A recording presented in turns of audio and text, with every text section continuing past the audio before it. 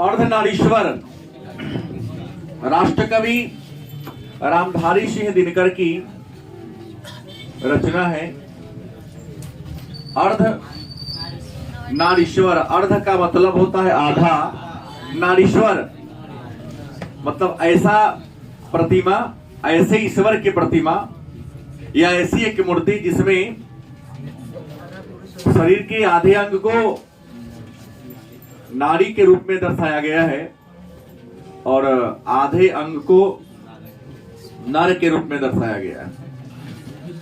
कवि ने इस अर्धनारीश्वर शीर्षक के माध्यम से नर और नारी में जो असमानताएं हैं, जो विविधताएं हैं, जो भेदभाव है, उस भेदभाव को मिटाने की कोशिश किया है।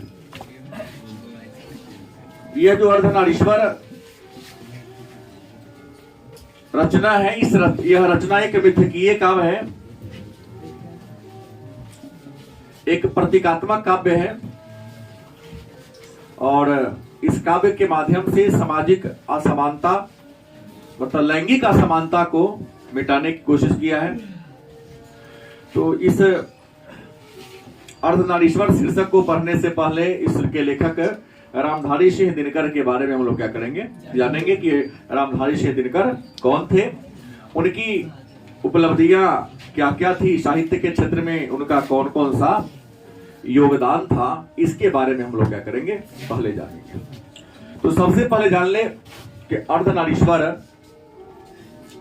रामधारी सिंह दिनकर की रचना है और रामधारी सिंह दिनकर को राष्ट्र कवि का दर्जा प्राप्त है। रामधारी सिंह दिनकर को राष्ट्र कवि का दर्जा प्राप्त है।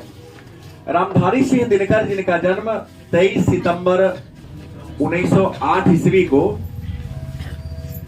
बिहार राज्य के बेगूसराय जिला के सिमरिया नामक गांव में हुआ था। रामधारी सिंह दिनकर जो राष्ट्र कवि के रूप में प्रसिद्ध हैं, उनका जन्म 23 सितंबर 1908 को बिहार राज्य के बेगूसराय जिला के सिमरिया नामक गांव में हुआ था। और इनकी मृत्यु, मैं आप लोगों से एक प्रश्न करना चाहूंगा, हाथ उठाइएगा कि रामधारी सिंह दिनकर की मृत्यु कैसे हुई, कौन कौन बताएंगे? नहीं बोलना है, हाथ उठाना है केवल। लेकिन इसी को कहते हैं निर्लजता की एक हद होती है। इससे पहले वही बात पर रहे थे। संपूर्ण क्रांति भाषण में इन्हें पता था कि बेलिंगटन अस्पताल में, नर्सिंग होम में वही मर गए थे। अच्छा, सीधे बैठते हैं क्लास में आप लोग। हम भूत प्रेत को पढ़ा दिए, आप नहीं आए थे तो कोई ना कोई, मतलब इसमें से कोई नहीं आया था, सब आया था। मैंने कहा रामधारी सिंह दिनकर जो राष्ट्र कवि के रूप में जाने जाते हैं, इनका जन्म 23 सितंबर 1908 ईस्वी को बिहार राज्य के बेगूसराय जिला के सिमरिया गांव में हुआ था और इनका निधन 24 अप्रैल 1974 पटना के बेलिंगटन नर्सिंग होम में, जानबूझ के नहीं लिखा हूं क्योंकि पिछले बार ने बताया था दिल के दौरा पड़ने के कारण हो गए थे। क्या जी, पिछले बार में चर्चा हुई थी। रामनाथ गोयनका के यहाँ ठहरे थे, अचानक आया चला गया। इनके पिताजी का नाम रवि सिंह, रामधारी सिंह दिनकर के पिता का नाम रवि सिंह और माता का नाम था मनरूप देवी, माता का नाम, और इनकी जो पत्नी थी उसका नाम था श्यामवती देवी। शिक्षा की बात करें तो इन्होंने पटना कॉलेज से इतिहास विषय से ऑनर्स किया था। साहित्यकार थे लेकिन इतिहास ऑनर्स थे, ये जान लें आप। इतिहास ऑनर्स इनका, उससे आगे इनकी शिक्षा नहीं हुई। शिक्षा पूरी करने के बाद कौन कौन काम किए, तो सबसे पहले बरबीघा, इनके बेगूसराय में ही बरबीघा हाई स्कूल में एचएम थे, हेड मास्टर थे, सब रजिस्ट्रार, सब डायरेक्टर्स, जनसंपर्क विभाग में सब डायरेक्टर के पद पर रहे। बिहार विश्वविद्यालय वही मुजफ्फरपुर में है, हिंदी का प्रोफेसर रहे हैं। भागलपुर विश्वविद्यालय के उप कुलपति और भारत सरकार के हिंदी के सलाहकार। इतने ऊंचे ऊंचे पदों पर इन्होंने क्या किया, काम किया। और साहित्य के क्षेत्र में इनकी उपलब्धि के कारण भारत सरकार ने इनको राष्ट्र कवि के सम्मान से सम्मानित किया। इनकी जो प्रथम कविता छपी थी उसका नाम था छात्र सहोदर 1925 में, लेकिन प्रथम कविता रियल में थी प्रणभंग। लिखे थे सबसे पहली बार कौन? प्रणभंग। लेकिन छपी पहले कौन थी? छात्र सहोदर। लिखे पहली बार कौन थे? प्रणभंग। लेकिन सबसे पहले छपी कौन थी? छात्र सहोदर। इनकी काव्य रचना मतलब इनके द्वारा लिखा गया जो प्रमुख कविता की पुस्तक है उसका नाम है प्रणभंग, रेणुका, होंकार, रसवती, कुरुक्षेत्र, रश्मि रथी, नील कुसुम, उर्वशी, परशुराम की प्रतीक्षा, कोमलता व कवित्व, हारे को हरिनाम। हारे को इनकी प्रमुख रचना है। किनकी? रामधारी सिंह दिनकर की कविता है ये। प्रणभंग, रेणुका, हुंकार, रसवती, कुरुक्षेत्र, मोस्ट वीवीआई। कई बार पूछा गया प्रश्न है। रश्मि रथी, उर्वशी, परशुराम की प्रतीक्षा, ये चारों कम से कम तो याद रखना ही पड़ेगा आप लोग। नीचे वाला में कहानी में है। कविता संग्रह में 4 का नाम याद रखेंगे। कुरुक्षेत्र महाभारत युद्ध की पुस्तक है, महाभारत के बारे में चर्चा यहां पर है। रश्मि रथी, उर्वशी, परशुराम की प्रतीक्षा, ये काव्य संग्रह है रामधारी सिंह दिनकर की। इन्होंने कुछ कहानियां भी लिखी। मिट्टी की ओर, अर्ध नारीश्वर, संस्कृति के 4 अध्याय, मोस्ट वीवीआई, कई बार पूछा गया प्रश्न है।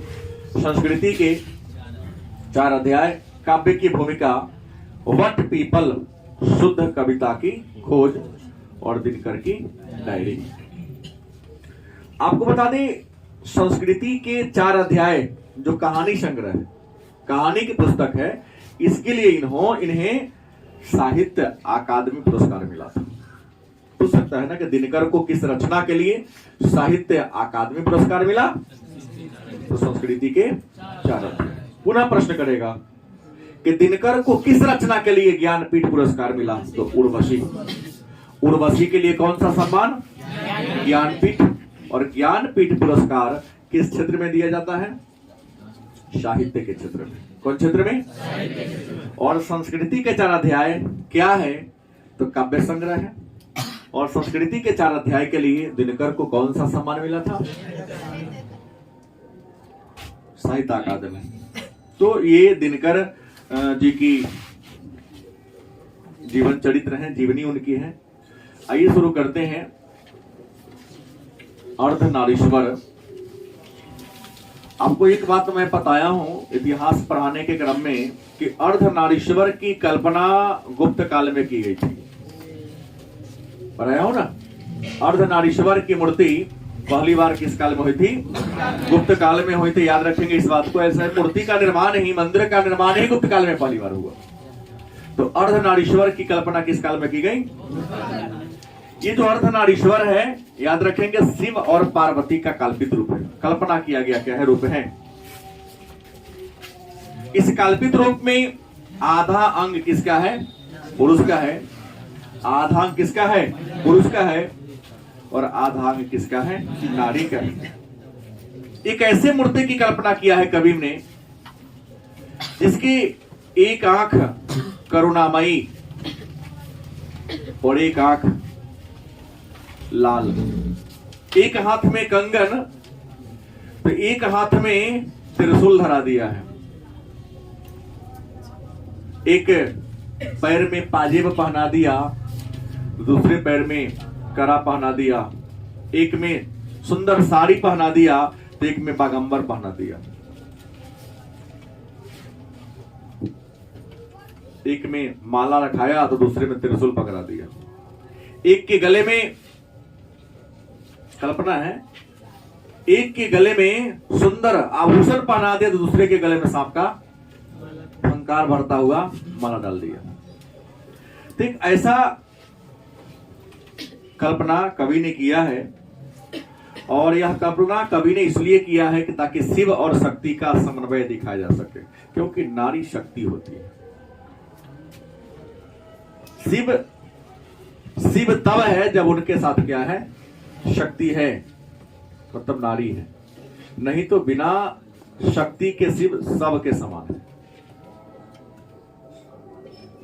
अब उदाहरण की बात करेंगे तो बहुत सारे उदाहरण साहित्य के माध्यम से देखने को मिलता है। आप टेलीविजन पर देखे हो, मैंने तो पुस्तकों में पढ़ा है। चाहे अहिरावण का अंत करना हो, चाहे रक्तबीज का अंत करना हो, चाहे कुंभ का इसका क्या बोलते रक्त बहुत सारे महिषासुर का अंत करना हो, तो जितने भी बड़े बड़े दैत्य हुए हैं उन सभी दैत्यों का संहार किसी स्त्री देवी के द्वारा ही कराया गया है। नहीं तो स्त्री जो है वह शक्ति के समान है। कभी नहीं इस अर्धनारीश्वर शीर्षक पाठ के माध्यम से शिव और शक्ति मतलब नर और नारी के बीच समन्वय दिखाने की बात किया है। कवि इस पाठ के माध्यम से हमें शिक्षा दिए हैं कि एक नर तब तक पूर्ण नर नहीं है जब तक उसके अंदर नारी का गुण नहीं, और एक नारी तब तक पूर्ण नहीं है जब तक उसके अंदर नर का गुण नहीं है। मन में एक प्रश्न होगा, सर नर का गुण क्या होता है और नारी का गुण क्या होता है? तो नर का गुण है कठोरता, उग्रता, कर्मठता। वहीं नारी का गुण क्या है? कोमलता, दया, प्रेम, वात्सल्य।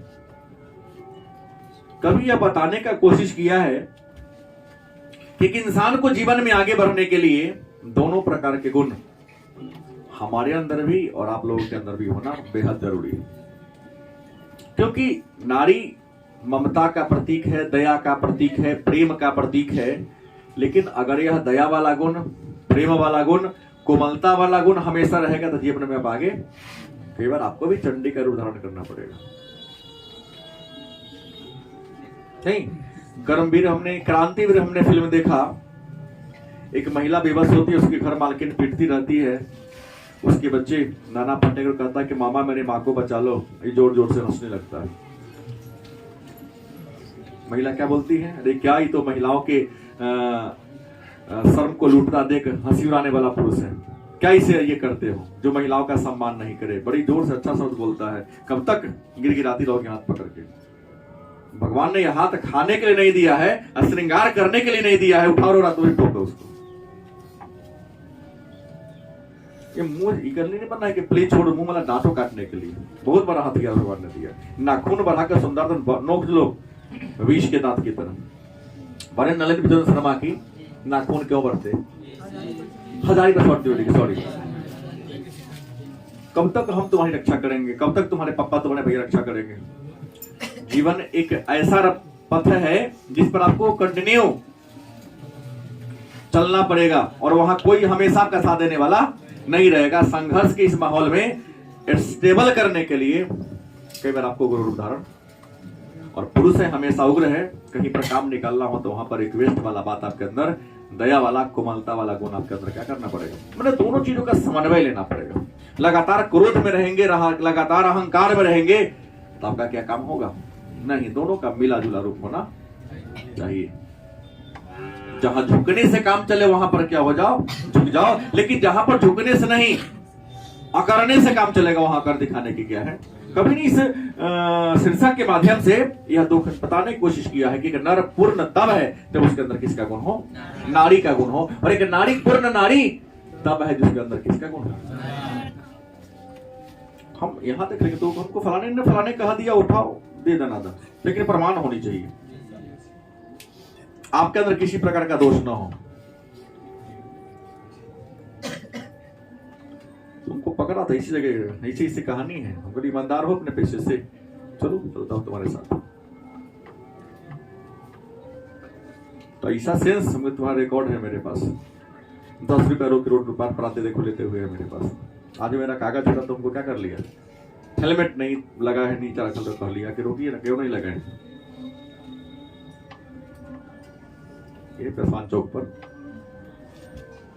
तुम लोग का सारा रिकॉर्ड मैं जब्त करके इसलिए रखता हूँ। बेचारा टेम्पो वाले से 10 रुपए लेके 100 रुपए पार करा देते हो, ईमानदारी के जोल बैठते हो। थोड़ा सा लेकिन इसको बोलने के लिए आपको व्यक्तिगत लाइफ में पूरा पूरा ईमानदार रहना पड़ेगा। गलत कि सही? तो यहां प्रश्न ये आता है कि कवि कहते हैं कि दोनों का गुण होना चाहिए।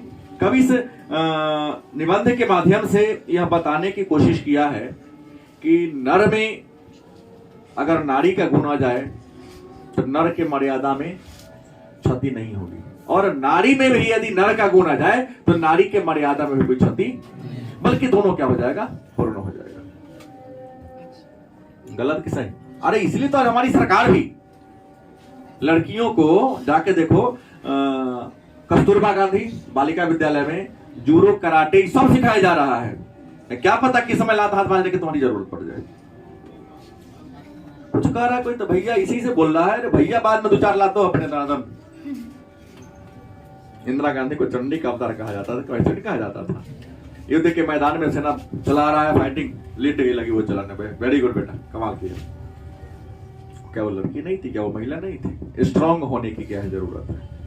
आपको कोई छेड़ता सताता इसलिए है क्योंकि आप खुद कमजोर है। मौका ही उसे नहीं दो क्या वो कुछ कहे। कभी कहने की कोशिश किए हैं कि एक का गुण दूसरे का दोष नहीं हो सकता है। अगर पुरुष का गुण महिला में आ जाए और महिला का गुण पुरुष में जाए तो न महिला की मर्यादा कम होगी ना पुरुष का मर्यादा कम होगी। लेकिन हम जो वर्तमान परिप्रेक्ष्य की बात करें, कभी कहते हैं लेकिन वर्तमान परिप्रेक्ष्य सब बात उल्टा है। पुरुष सोचता है कि महिला का गुण हमारा में आ जाए। अरे तो सलमान खान से बड़का है, अब गोविंदा से बड़का है, मेरा कौन बड़का हीरो लम्हा है? अमिताभ बच्चन से देखो ना, कई बार साड़ी पहन के मंच पर आ जाता है। उनसे बड़े हो। हमको लगता है कि बड़े बड़े प्रशासनिक अधिकारी से उनकी हैसियत, उनकी नाम, उनकी सब्जी बने, वो आते हैं तो लोग पीछे पीछे सुरक्षा में जाते हैं। अभिनय करते समय साड़ी पहनते हैं कि नहीं पहनते? ये जो संसार है ना, वही सुंदर रंगमंच के समान है, जहां इंसान को हर रूप में अभिनय करने की क्या है जरूरत है। ये नहीं कि अगर उस रूप में हम आ जाते हैं तो हमारी मर्यादा क्या हो जाएगी? कम हो जाएगी। कवि बताते हैं, तो कवि ये कहते हैं कि आज के समय में कवि को बहुत दुख इस बात का है कि आज संसार में कहीं भी अर्धनारीश्वर का रूप देखने को नहीं मिल रहा। हाँ, वो अलग बात है, स्टाइल में लड़कियों का आभूषण पहन रहे हैं, लड़कियां पुरुषों का पोशाक पहन रही है। लड़का सब देखता हूं एना ना के कथी लगा लेता है, हेलमेट लगा दो का नाम, हाँ हेयर बैंड। हमने कहा हे परमात्मा, अगला जन्म उसे लड़की ही बना। कान में जो ये पहनने का, लिपस्टिक हमारे लड़के लगाते हैं आजकल, फिर लवली लगाते हैं, क्या जरूरत है?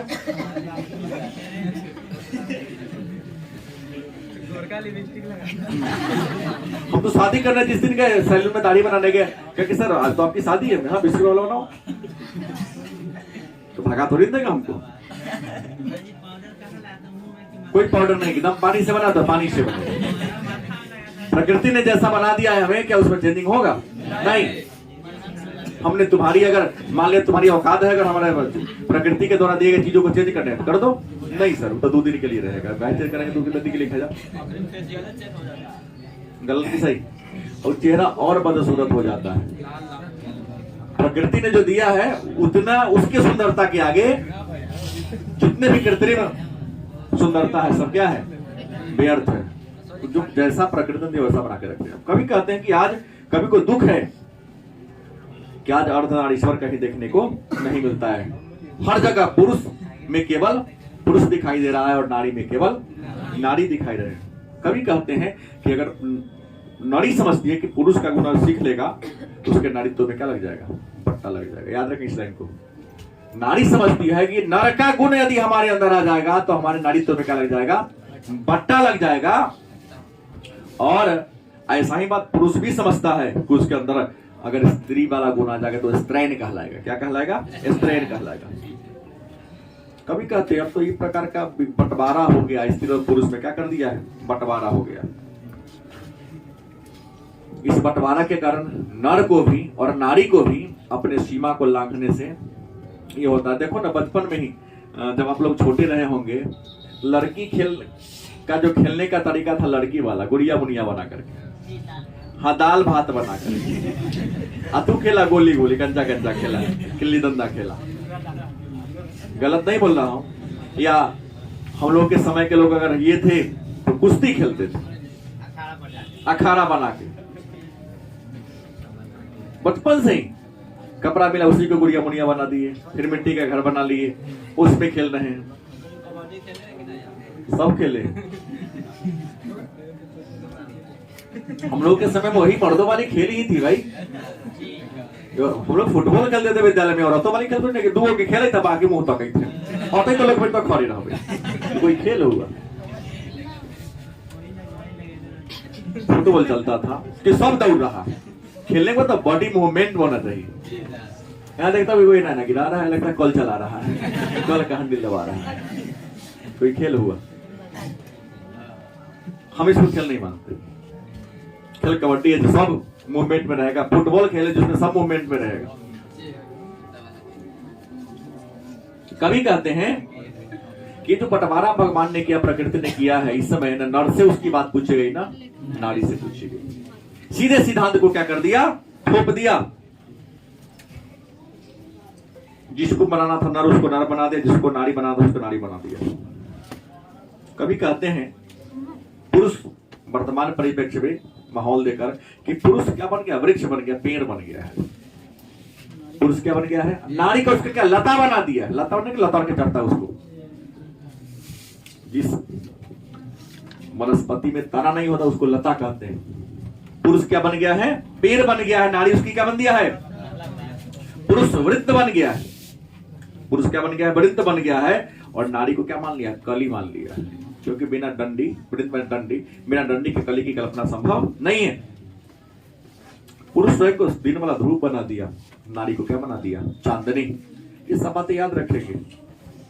पुरुष अगर वृक्ष है तो नारी लता, पुरुष यदि वृत्त है तो नारी क्या है, कली, पुरुष यदि धूप है तो नारी क्या है, चांदनी, पुरुष यदि ग्रीष्म ऋतु है तो नारी क्या है, वर्षा ऋतु है। पति विचार है तो पत्नी उसकी क्या है, भावना है। पति विचार है तो पत्नी क्या है, भावना है। देखेंगे जहां भी कर्म का क्षेत्र होगा वहां पुरुष खड़ा होता है, चाहे वह सत्ता का हो, चाहे वह राजनीति का, बाकी सभी स्त्रियां क्या है, पीछे। मतलब हर भारी क्षेत्र में, प्रभावशाली क्षेत्र में आज हमारे समाज में पुरुषों का दबदबा कायम है। पुरुष अगर कपड़ा है तो नारी उस पर क्या है, रंग का छींटा के समान, जो उसकी खूबसूरती को बढ़ाने का काम करती है। कभी कहते हैं पुरुष नर कुदाल को चलाने वाला है तो नारी क्या, तो मिट्टी को तोड़ती है। अब बड़का बड़का तो मशीन ही आ गया कि मिट्टी का ढेला होने ही नहीं देता है।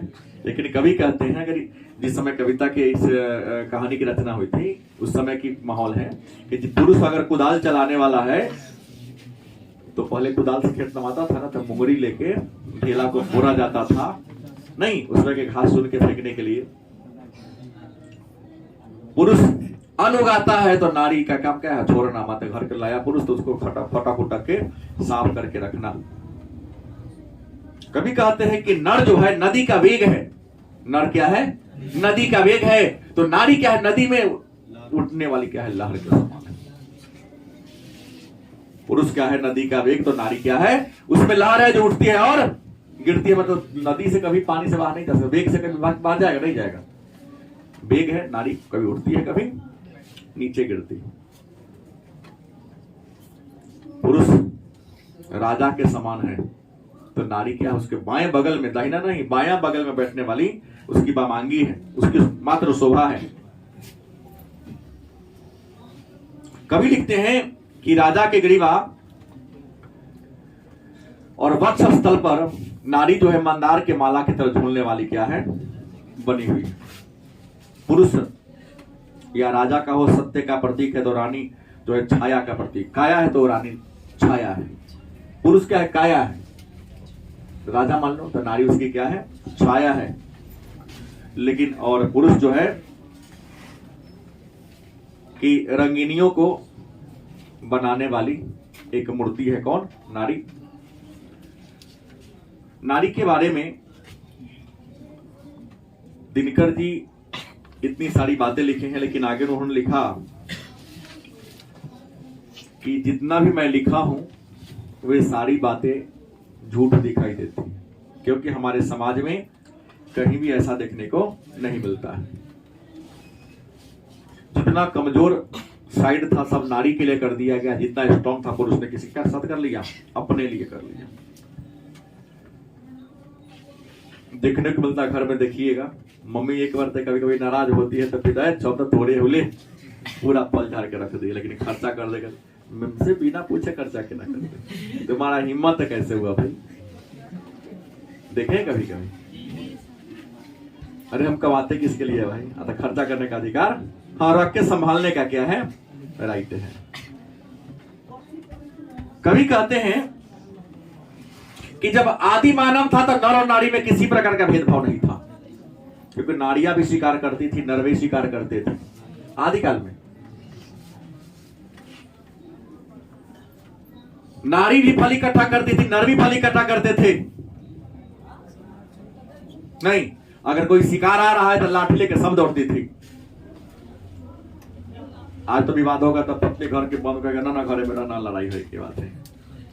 लेकिन कभी कहते हैं कि नारी की प्राथमिकता तब शुरू हो गई जब कृषि का विकास हो गया, क्योंकि कृषि के भी नवपाषाण काल में, नवपाषाण काल के बाद मतलब कृषि के विकास के साथ ही नारी की गुलामी प्राथमिकता स्वीकार शुरुआत हो गई। नारी घर के चार दीवारी के अंदर कैद हो गई और पुरुष खेत खलियान तक आगे बढ़ गया। इंसान का जीवन दो गुटों में बट गया, एक घर के चार दीवारी के अंदर, एक चार दीवारी के अंदर मतलब हो गई स्त्री, और चार दीवारी के बाहर जो हो गया पुरुष हो गया। कभी कहते हैं यह जो मर्यादा है केवल पुरुषों के लिए, नर नारी का जो भेदभाव वाला मर्यादा है वो किसके लिए है? पुरुषों के लिए है। उदाहरण, जितनी लड़कियां मेरे सामने बैठी हैं आज 11 बजे तक कोचिंग बैठेगी, बोला था मेरा मोबाइल का बैटरी डिस हो जाएगा, इतना फोन आएगा, सर अभी तक नहीं आए, क्या हो गया? गलत सही? या कभी आधा घंटा लेट पहुंचना, मैं नहीं रोक रहा हूं, आधा घंटा कभी लेट पहुंचना घर है। जो भाई छोटा उम्र होगा इतना लेट गायब हो गया, पापा को तो पूछने का अधिकार है, लेकिन जो उम्र से तुम्हें छोटा है भाई वो भी तुमसे प्रश्न कर देगा। लेकिन जाके देखो ना, बैल भैंसी में भी नर और मादा है, कौन कितना देर केने रहे थे कौन पूछेगा ओकरा से ना पूछे क्या धीरज पूछता है उसे। कभी कहते हैं ये मर्यादा पशु पक्षी में नहीं है, अगर यह है तो केवल किसके साथ है? नर नारी पुरुषों के साथ है। ऐसा कभी कहते हैं इसलिए क्योंकि पुरुष नारी को अपने अधीन बना के रखना चाहती है। आज के इस सभ्य समाज में भी कभी कहना है कि प्रत्येक पुरुष अपनी पत्नी को आनंदमय फूलों का भार समझती है। वो सोचती है कि मैं जितना हूं तुम्हारे लिए क्या है, परिपूर्ण हूं, तुमको बाहर जाने की कोई जरूरत नहीं है। लेकिन आज नारी भी इतनी पराधीन हो चुकी है कि अपने अस्तित्व को ही क्या कर दिया है? समाप्त कर दिया है। आज की नारियां 2-4% छोड़ दो, आज की नारियां अपने जीवन के सुख दुख, मान सम्मान, प्रतिष्ठा, ये सब किस पर छोड़ दिया है? पुरुष पर छोड़ दिया है। आज की जो नारियां हैं, आज की जो महिलाएं हैं, अपने जीवन के सभी सुख दुख, मान सम्मान, पद मर्यादा किस पर छोड़ दिया है? पुरुषों पर छोड़ दिया है। पुरुष के सुख से सुखी होती है, दुख से दुखी होती है। उसको अपने सुख और दुख का अनुभव करने का भी राइट है, शायद मैं देख रहा हूं नहीं है, नहीं करती है। पति जब खुश है तो वो भी खुश है, पति जब दुखी है तो महिला भी क्या है? दुखी है। कवि ने इस संदर्भ में कह दिया, इस भेदभाव को लेकर कह दिया कि आज दो प्रकार के मार्ग, प्रवृत्ति मार्ग और निवृत्ति मार्ग। पुरुष को लेकर के इसी का दो प्रकार के विचार, प्रवृत्ति मार्ग और ये क्या है? निवृत्ति मार्ग। प्रवृत्ति मार्ग क्या है? तो कुछ ऐसे लोग हैं जो हमेशा नारियों को इर्द गिर्द उसके आगे पीछे का घूमते रहते हैं, नारी को आनंद की वस्तु समझते हैं और उसको जीवन से मुक्त करना नहीं चाहते। तो ऐसा विचार रखने वाले पुरुष को, ऐसे विचार को हम कहते हैं प्रवृत्ति मार्ग। आज जो नारी को परित्याग कर दिया, वो देखा कि नहीं उसके बिना मेरा जीवन सुखमय होगा, अगर वो रहेगी तो क्या होगा? जीवन दुखी हो जाएगा। उसको कहेंगे निवृत्ति मार्ग। जो परित्याग कर दिया, उसे क्या कहेंगे? और जो साथ रहा उसे कहेंगे, सॉरी उल्टा बोला गया, जो साथ रहेगा उसे प्रवृत्ति मार्ग, जो त्याग दिया उसे क्या कहेंगे? निवृत्ति मार्ग। निवृत्ति मार्ग में गौतम बुद्ध आ जाएंगे, महावीर स्वामी जो शादी करने वाली पत्नी को छोड़ दिया, हमारे माननीय प्रधानमंत्री भी निवृत्ति मार्ग में आ जाएंगे, नीतीश कुमार माननीय मुख्यमंत्री महोदय भी। हाँ, इन्होंने शादी विवाह तो किया, सुनने में आता है, लेकिन इन्होंने पूरे गृहस्थी को छोड़ दिया, राजनीति में आ गए, कहे कि नहीं हम राज्य की सेवा करेंगे, समाज की सेवा करेंगे। बहुत ऐसे हुए हैं, लेकिन हम इन लोगों का नाम ना लें, हम नाम ले सीधे, हम कुछ लास्ट में गांधी जी का भी ले सकते हैं। उन्होंने देश के लिए सब पूरे को छोड़ दिया, पूरे भारत का पिता बन सके, लेकिन अपने संतान जिसको पैदा किया उसका पिता नहीं बन सके। वो लोग कहता है गांधी के बारे में, ये क्या हो गए थे? निवृत्त हो गए थे, नहीं हमको इस बंधन से क्या करो, आप मुक्त कर दो।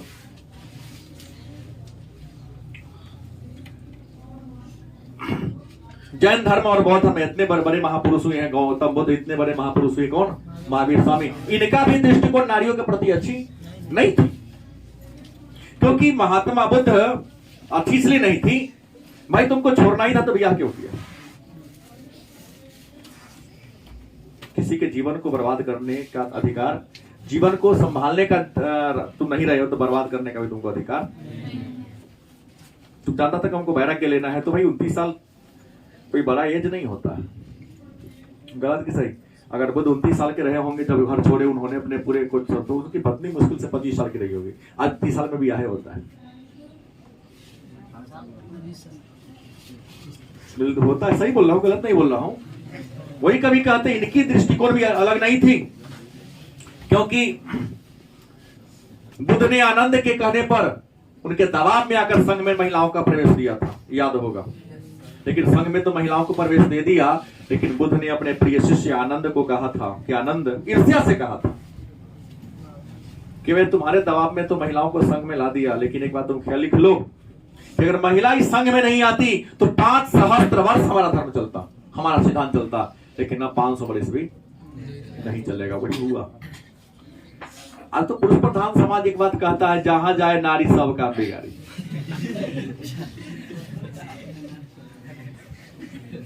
गलती बोल दी, ये लोग कुछ नहीं बोल रहे, ये लोग कहता है जी सर। 5 भाई है, शादी से एकदम घर में खूब मेलजोल रहता है, जैसे दुओं के बिया हुआ घर में ईटा अंगना में बाबूजी के लोग खरीद के रख देते हैं कि ना अंगना घेराता ही जाओ। क्योंकि जब तक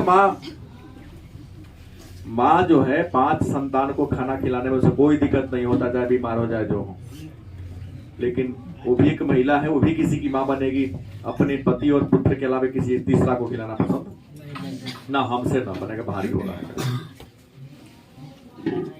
अपना घर बाहर लगी तो दूर के बाद छोड़ देगी, बंटवारा तो होना है। अब कहेंगे सर बौद्ध धर्म में तो ये बात हो गई, फिर जैन धर्म की बताइए। तो जैन धर्म महावीर स्वामी ने कि मरने के बाद देखिएगा महिलाओं को रोकने के लिए सीधा कहा दिया कि महिला का भिक्षुनी नहीं बन सकती है, और इसलिए दिगंबर संप्रदाय दे दिया कि लंगटे हम लोग रहेंगे। क्या तुम लोग लंगटे रह सकती हो? नहीं, तो कैसे भिक्षु बन जाएगी? दिगंबर संप्रदाय जो जैन धर्म का संप्रदाय है, उस संप्रदाय के लोग कपड़ा धारण, तो महिलाओं को भिक्षुनी होने का मार्ग को क्या कर दिया, ताला मार दिया कि मुझे समय रहूंगा, तुमको रहने का अधिकार नहीं है। तो कोई फिल्म वाला बात हो गई कि जो काम मैं आंख बंद करके कर सकता हूं, क्या तुम आंख खोल के करोगे? क्यों नहीं करेंगे? तुम आंख बंद करके मरदाई का गोटारा खा और बोल के तू रखे। ये कोई फिल्म है, मुझे याद नहीं आ रहा है, मैं भोजपुरी कभी नहीं देखता। अनारी फिल्म, जो मैं काम आंख बंद करके कर सकता हूं, तुम्हारा हिम्मत खोल के करेगा? हाँ कर लेंगे, चलो आंख बंद करके मिर्ची की कुट्टी डाला, अब तू रख के देख आंख खोल के। हर जगह रोकने का काम किया है। कभी लिखते हैं साधक महात्मा साधु संत भी नारियों से भय काटे डरते हैं। कबीर ने तो लिखा, नारी तो हमहू करी तब न किया विचार, जब जानी परिहारी नारी महाविकार। अब स्तब्ध संहिता में तो नारी को शराब और जुआ से भी ज्यादा ये बना गया है, कई संहिताओं में। दुनिया में अगर सबसे विकार का कोई जड़ है तो कोई है नारी, लिख दिया है। लेकिन मेरे ख्याल से पुरुष प्रधान समाज ने अपना वर्चस्व जमाने के लिए ऐसा बात लिख दिया। जितना पर्व त्योहार है सब बना तू भूखे रह, ये तो करवा चौथ है, तो ये तीज है, तो ये फलनवा है। कहाँ पुरुष करता है? क्यों करता? पति के लंबी आयु के लिए। तो पत्नी के लंबी आयु के लिए तुम क्यों नहीं करते हो? पुरुष प्रधान ने जितना त्योहार बना दिया, किसके लिए बना दिया? आइए महिला लोग जाहिल चपाट की तरह बिना सोचे समझे उसको फॉलो करते जा रहे हैं। भाई देखो ना, लिखने वाला राइटर कोई महिला है क्या? उस धर्म ग्रंथ को लिखने वाले, पुस्तकों को लिखने वाले कोई महिला है क्या? अगर ऐसा होता तो जनक जी के दरबार में विद्वानों की सभा होती थी, वहां हमेशा वाद विवाद होता था। गार्गी ने थोड़ा सा डिबेट किया था, तो कहा कि ज्यादा लवर लवर बोले ना गर्दन तोड़ देंगे। हारने लगा था, सीधा कहता मार के देहा सोच कर देंगे। डंडा का प्रहार वही करता है अपनी कमी को छुपाने, चाहे मैं करूं या कोई करे। हम तो उब गए तब 2-4 दिन पहले आप लोगों को। शिक्षक अगर डंडा का यूज करता है, इसका मतलब तुम्हारे पढ़ाने की जो शैली है वो ठीक ठाक नहीं। इतना रोचक बना दो कक्षा को, शिक्षण को इतना रोचक बनाओ। जैसे मैं देखता हूं जिस दिन पहला दिन मेरा क्लास खुलता है, मेरे पास कम से कम 70% बच्चे पहुंच जाते हैं। और अन्य गुरुजी लोग कहते हैं सारे पहले का दिन वही अधो ना ले, क्योंकि जानता है कि पहले को दिन खुलता है तो सर कुछ ना कुछ दे देते हैं। ऐसा माहौल क्रिएट कर दो कि बच्चा को घरे मने ना लगे। गलत है? सही? कभी कहते हैं, ये तो कबीर साहब की बात है, वो नारी को बेकार मान लिए। इतना ही नहीं, एक बर्नार्ड शॉ के बारे में कहते हैं, उन्होंने नारी को अहेरिन और नर को अहेर मान लिया। जादूगर नहीं ना, कहता गांव में डाइन है। आज पुरुष प्रधान समाज देखते हैं कि जिस स्त्री के पुरुष मर गए हो, विधवा नारी हो गई हो, लेकिन थोड़ा सा यंग है, अगर कोई पुरुष उस पर कुछ दबाव डालता है लेकिन वो करने को मजबूर नहीं होती है, तो कहते डाइन हुई। और उसको तरह तरह से टॉर्चर करता है, और कई बार हाथ पेपर मिलता है उसको विष्ठा पिला दिया जाता है। ये पुरुष प्रधान समाज है, डाइन नहीं है वो। पुरुष ने उसको अपने हवस का शिकार बनाने की कोशिश किया, क्योंकि उसके पति तो मर चुके हैं, लेकिन वो महिला अच्छी थी, उसके बाद को क्या की नहीं मानी, तो कुछ लोगों ने उसे क्या बना दिया? डाइन जोगिर बना दिया। अच्छा, हर नारी तो डाइन नहीं है। एक बच्चे को अपने 9 माह तक पेट में छुपा के रखी, छुपाने का औकात पुरुषों में है क्या? नहीं। तो ये अपने जो मैं बोला मूल्यांकन करेंगे फ्यूचर में, तो आपको पता चलेगा कि सही बात पुरुष प्रधान समाज ही है। उसके अनुसार आप करो काम तो एकदम आप ठीक ठाक है, उसके अनुसार काम करना छोड़ दो, दुनिया का सबसे बुरा इंसान आप ही हैं। कभी कहते हैं कि महिला को अहेरनी, जादूगरनी, नागरिक समझता है आज का समाज को। कभी कहते हैं कि तो कम बात है, इससे बड़ा बात है गुरुदेव रविन्द्रनाथ टैगोर, जिन्हें विश्व कवि कहा जाता है, जो भारत में प्रथम नोबेल पुरस्कार साहित्य के क्षेत्र में पहली बार नोबेल पुरस्कार 1913 मिला था। जयशंकर प्रसाद, प्रेमचंद्र, कबीर तो बोल दूंगा, इन लोगों का विचार भी नारी के प्रति अच्छा नहीं था।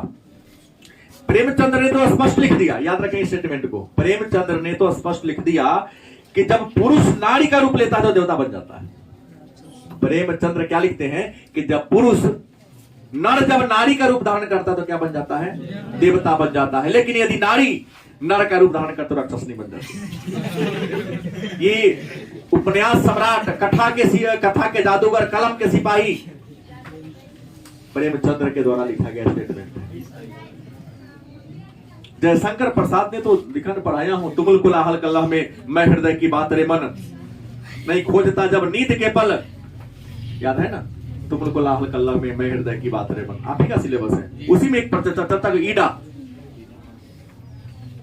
ईडा के विषय में कहा था कि नारी को पुरुषों से सीख लेने की जरूरत है, क्योंकि काहे उस आग में जलने गए, तुम दूर रहो। तो जयशंकर प्रसाद ये भी बहुत बड़े कवि, इन्होंने का विचार था। हमारे गुरुदेव रविन्द्रनाथ टैगोर कहते हैं कि नारी को ज्यादा दिमाग नहीं लगाना चाहिए। नारी का काम क्या है, उसकी सार्थकता जीवन की क्या है? तो उसकी सार्थकता है आकर्षक होने में। वह पृथ्वी की, घर की, परिवार की शोभा बढ़ाने आई है। वो अपने पति को केवल प्रेम दे, उसको ज्यादा ज्ञान लेने की जरूरत। उसकी अपने पति को रिझाना, मनाना और हमेशा खुश रखना ही उसका काम है। बाहर दुनिया में क्या हो रहा है उसको सोचने की जरूरत तुम्हारे पास नहीं है। ऐसा किसका विचार है? गुरुदेव रविन्द्रनाथ टैगोर को कहते हैं। कि हर पुरुष को यह सुनना अच्छा लगता है कि नारी स्वप्न है, नारी सुगंध है, नारी पुरुष के बाह पर झूलती हुई जूही की माला है, उसके वक्ष स्थल पर उसके सीने पर मंदार के माला के समान है। बस इतना ही है, स्त्री को अपने आप को समझना चाहिए। लेकिन कभी कहते हैं कि आज का युग विज्ञान का युग है, बहुत आगे चला गया है युग। इस युग में अगर इस प्रकार का नारी और नारी में भेदभाव होगा तो अच्छे विकसित समाज की कल्पना संभव नहीं है। नारी को यदि आप विकार का खान मान लेते हैं, ये गलत है, तो समाज का विकास कभी नहीं होगा। नारी विकार का खान और बाधा का खान नहीं है, क्योंकि पुरुष कहता है तुम्हें बाहर निकलने की क्या जरूरत है। कई तो ऐसे ऐसे महापुरुष लोग हैं आपके समाज में देखने को मिलेगा, अनपढ़ गवार सब, हम घर वाले की कमाई खाए, हमारे तो पुरुषोत्तम पर दाग लग जाएगा, पट्टा लग जाएगा। जाओ ना, मारवाड़ी समाज से तो ज्यादा धनिक है कि पंजाब दिल्ली मुंबई में जाओ, जो करोड़पति अरबपति अपने कहीं तो पत्नी को काउंटर बैठा देता है। शहर में देखता हूं कई लड़कियां, कहीं ना कहीं जो ऐसा बोलता है तुम्हारे घर की बहू बेटी से 4 गुना बेहद सुंदर है, फिर भी काउंटर पर क्या होती है। काउंटर अपना बिजनेस, बैठने में क्या दिक्कत है, गलत है कि सही? बैठना चाहिए। लेकिन तुच्छ विचारधारा वाले लोग कहते हैं कि हम पत्नी की कमाई को खाएंगे, ये तो बात तो ही हो गई।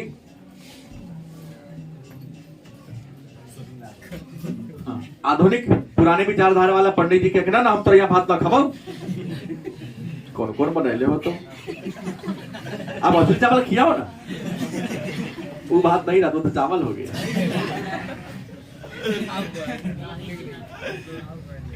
गलती बोल दिया क्या?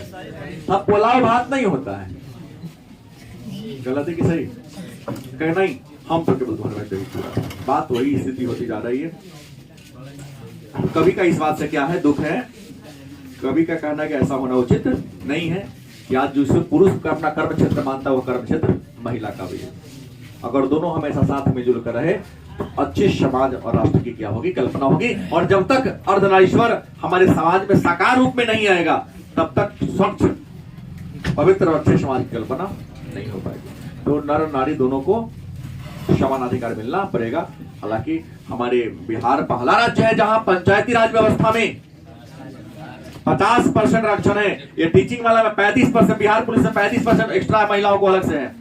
और अब तो माननीय भारत सरकार ने भी स्वतंत्रता प्राप्ति के मेरे ख्याल से 75 साल के बाद महिलाओं को 33% आरक्षण दे दिया। एक नया प्रश्न पॉलिटिकल में मेरा गलत हो गया, मैं सुधरवा दे रहा हूं, क्योंकि अभी मिला है तो पहले गेस तो पहले आ गया था कि पहले केवल पंचायती राज में 33% था, अब भारत के हर क्षेत्र में महिलाओं को 33% आरक्षण मिल चुका है। गलत किसे? चलिए, बहुत अच्छा।